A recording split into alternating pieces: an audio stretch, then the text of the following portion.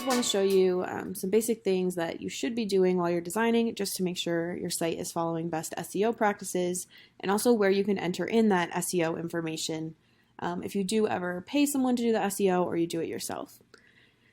So for the purpose of this video, again, I'm just going to be using the Santana template, but I'm just going to kind of go through step by step what I usually do. First things first, your template is already set up properly. It doesn't matter which one you purchased. I do have it all set up right at purchase to be following SEO best practices according to Showit's guidelines. First thing I'm going to go over is text tags. So a text tag is basically whether something is set as an H1, H2, H3, or like paragraph. So your most important thing on the page, or your page title, you want that to be set as an H1. So to access your text tags, you're going to click on a text box, come over to text properties, and you'll see it right here.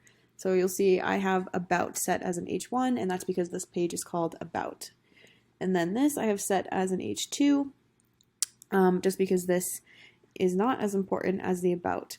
So normally all of the main headers throughout after that first section, they'll be an H2. Anything that's like a subhead, I usually set as an H3. So like this would be an H3, this is an H3, and then anything that's just using body text, you want that to be a paragraph, so just P. So you'll kind of see I have that set up as well. And then your buttons, we actually set those as div, which just basically means it's a design element. So SEO, it won't be reading it. It won't be necessarily reading your button because it doesn't need to.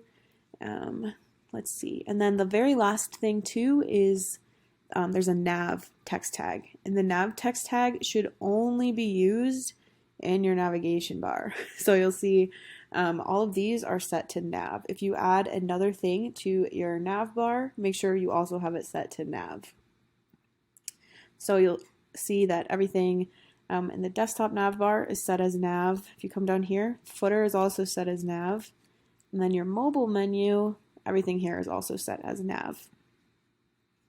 Okay, so one more important thing to note is that there should only be one H1 per page. If you have multiple H1s, you're going to confuse the heck out of Google, and it's not going to know what is happening on your page because you're basically telling it that it has multiple titles. Next is a little thing about Showit for SEO that many people don't know, and that is the fact that everything in your canvas actually needs to be set up a certain way so that it can be read easier. So you'll see in this section, this is just what Showit recommends. They say that you should have this layer higher than this layer.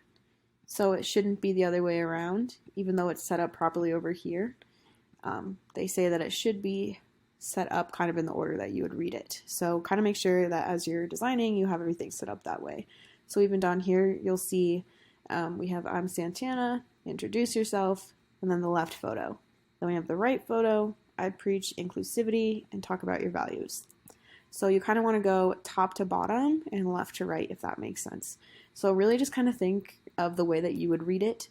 So obviously you'd probably read over here first and kind of go down like this column, and then you'd come over here and go down this column.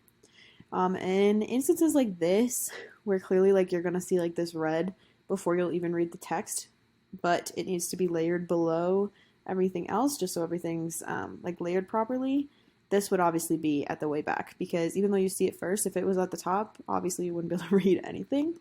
So things like this have to be at the way back. But then you'll see everything else is still following exactly what I mentioned. So we have the subhead, we have the title, body copy, the button, the little line underneath the button, and then the photo, and then we have the rectangle at the bottom. Next, I just want to go over briefly how to set up your SEO info for each of your pages.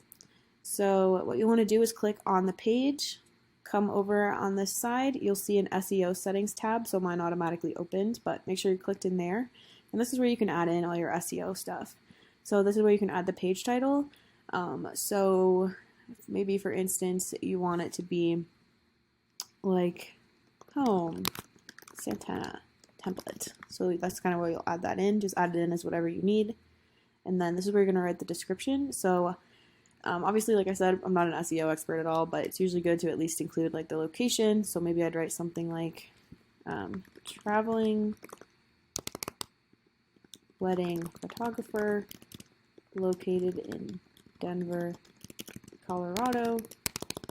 Oh gosh, capturing your favorite moments of love or something like that. And then this image, whatever image you put here, if you ever like paste your link in Facebook or like you send your link via text to a friend, this is like the little image that's going to pop up with your URL.